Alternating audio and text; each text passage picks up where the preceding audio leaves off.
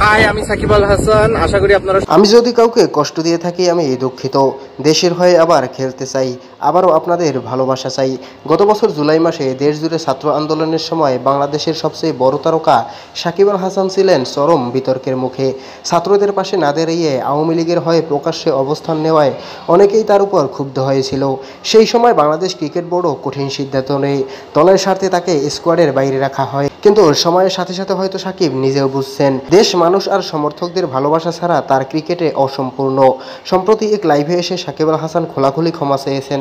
বলেছেন, আমি যদি কাউকে কষ্ট দিয়ে থাকি আমি দুঃখিত। দেশের হয়ে আবার খেলতে চাই, আবারও আপনাদের ভালোবাসা চাই। ভক্তরা এখন বিভক্ত। কেউ বলছে ভুল সবার হয়, সুযোগ দেওয়া উচিত।